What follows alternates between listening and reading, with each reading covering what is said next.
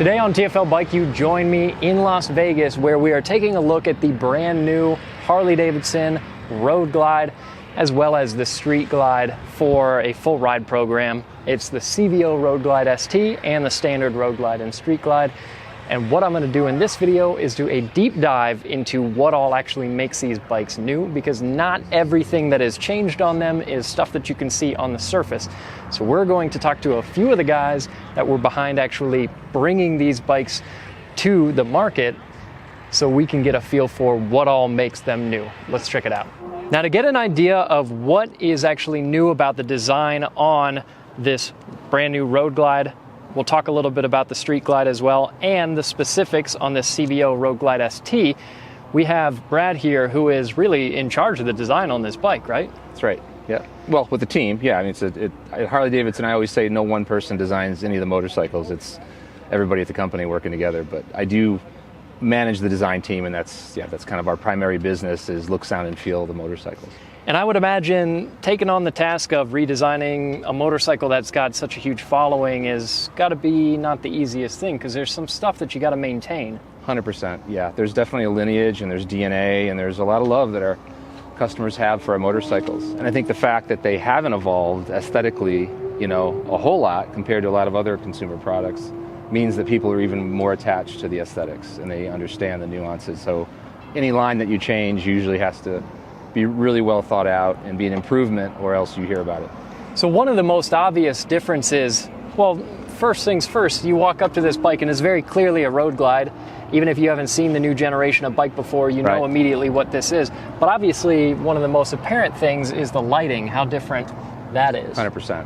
Well, we had, both on the Street Glide and the Road Glide, if we're talking about the standard models, we really wanted to have an identifiable lit signature at night. So we wanted to have signature lighting, much like premium automobiles have now. And so there's a very apparent lit signature to the Road Glide and the Street Glide. And so that's something that we wanted to do. It also gave us the opportunity to integrate the turn indicators, which are typically hung somewhere else on the motorcycle. So it's just a cleaner design. It's more aerodynamic, less parts, less weight, and it just looks beautiful. One of my favorites too, especially if we go ahead and flip on the ignition, looking at the way that the taillights are integrated here into the rear, is a great look. It looks very modern. It's super sleek. Thank you. Yeah. So those turn indicators are really an evolution of the CVO turn indicators, which have sat in between the saddlebags and the rear fenders for quite a few years now. We obviously wanted to update the LED technology, so it's a smoother, more kind of lucid, consistent look while lit.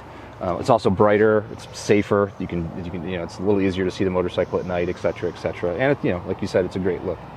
And then this being the CVO Road Glide ST, there's a lot of specifics here that you can tell even from a distance.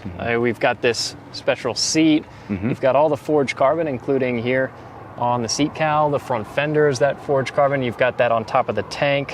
And the fender, or the exhaust tips on the Screaming Eagle titanium mufflers as well. Yeah. This 12.3-inch screen that you guys have here is obviously a massive piece of equipment. Right. Is it relatively easy to design the fairing around that? Well, I mean, the one thing about a screen is it's flat, right? So there's a flat frame around it. We actually sneak a little crown into the frame just to make it feel more integrated into the cockpit. But it does free up some space inside the fairing because you do not have analog mechanics behind those gauges. Right. So not only, and functionally, it's so much better because you can read everything. It's got multiple functionality in terms of ride modes and what you're seeing. You can adjust the gauges. You can customize it. It was a really refreshing piece of content to work with, and it gave instantly outdates the previous model, which is cool too, from a functionality standpoint and just an aesthetic standpoint as well. And then something that I liked personally was the fact that even though this bike has that more lifted bag kind of style, like the King of the Baggers race bikes, these bags actually don't lose out on any volume. No, we took the traditional the bags that previous to this had a lower base. They were the stretch bags, and again, like you said, Case, with the performance, performance baggers. Everyone's trying to lift the bikes up, both literally and aesthetically, to make the bikes look lighter and so on. So this bag sits a lot higher, the base of it, than the outgoing models bags, but there's more volume inside. We adjusted the plan view, or the top view of the bag, to match the sweep of the fuel tank. So you'll notice that these two sweeps, these two shapes, even the chamfers, are very much identical, and that's a way to tie those things together. We also took the side panels, and if you look at the side panel here, today's side panel on a Rushmore bike, color goes down to here. We really wanted to lighten it up again and tie this line into the feature line on the saddlebag. So there are some very key horizontal lines that are happening with this motorcycle that tie it all together. We took the belly out of the bottom of the fuel tank. We added more of a flat plane that ties into those. So everything, there's more tension in the bike, and that's a good thing. All the parts are held together, I think, better, and it just feels fresher and more contemporary this way. And then finally, while we're talking about design, we'll have to talk a little bit too about the graphics on this bike. Absolutely. The eagle, where it says Harley-Davidson, that script on the tank, and then of course the particularly unique little mascot here on the side cover. Yeah, so a couple things going on here. We have basically almost 3 generations of input happening. So you have the dropped H logo, the Harley-Davidson logo, which was our very first racing logo back in the teens. So over 100 years ago, which is, that's incredible that we've had that logo that long, and it still looks so good. The Screaming Eagle actually comes from the race bike, and that's on the fairing and the fuel tank. And then Fast Johnny was our pig-bellied mascot from the teens as well, from back in the board track era.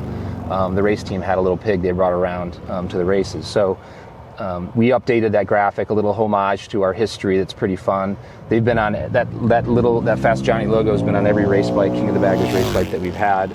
This year, Kyle Wyman actually has it on his helmet, which is pretty cool too. So people love the Fast Johnny logo, so we felt it was really appropriate on this motorcycle. Well, and I want to thank you for taking us through the design on this bike. It's really cool to get a deeper look into why some of these styling choices were made.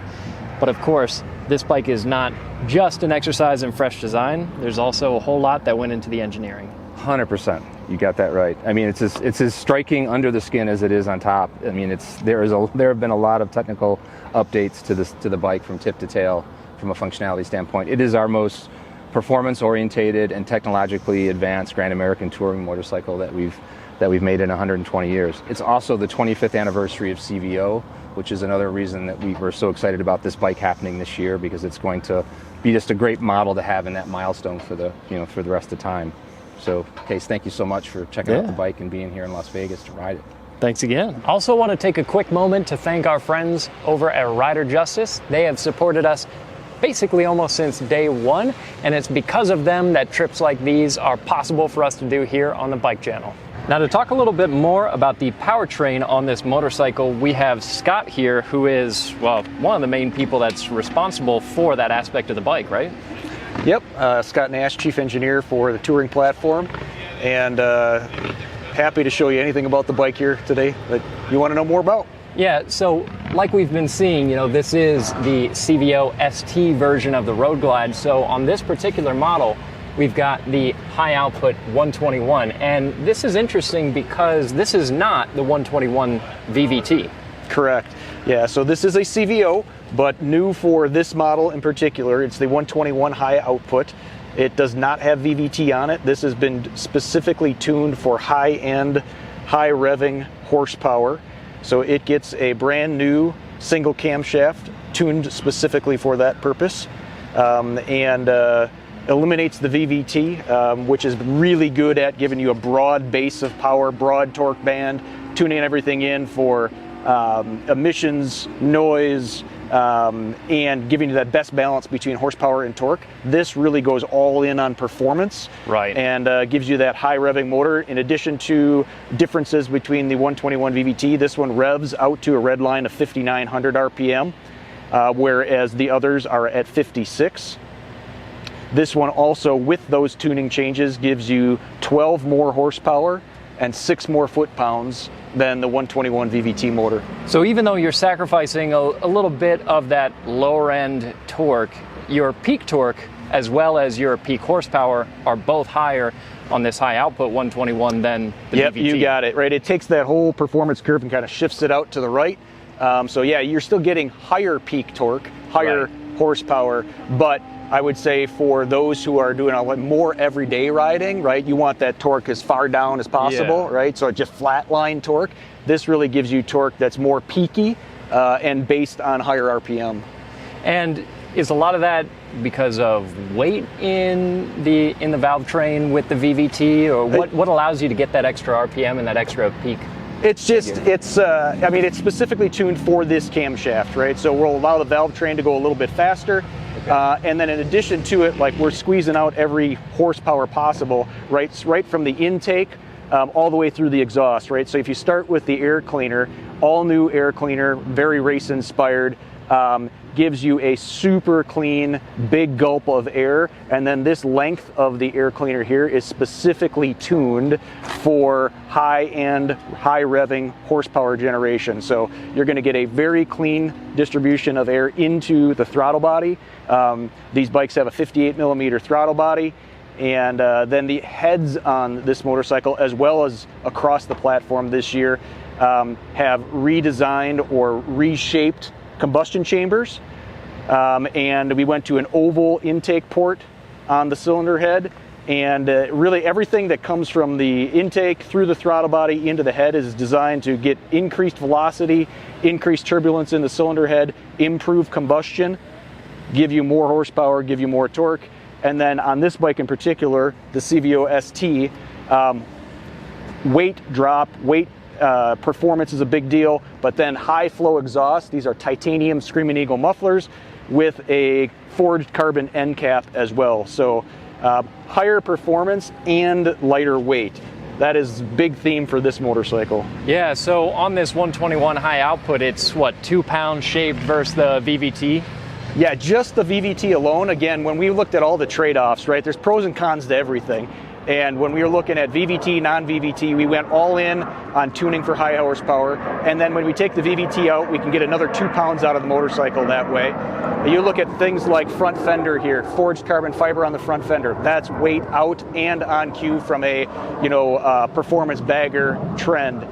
Similarly, got a forged carbon fiber console, right? Again, weight out on trend. So a lot of things on this bike we're specifically thinking in terms of weight, shedding weight, as well as upping performance.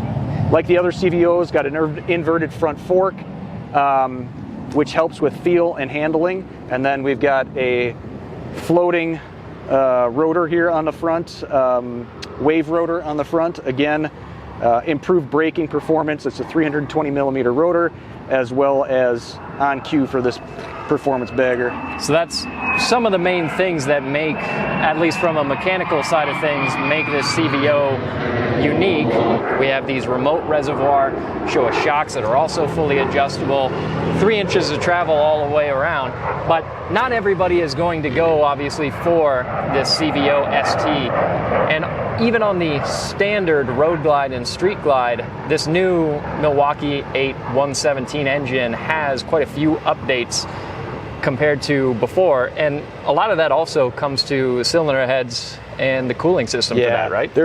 Correct. A cooling system is a good one. So same thing on the 117.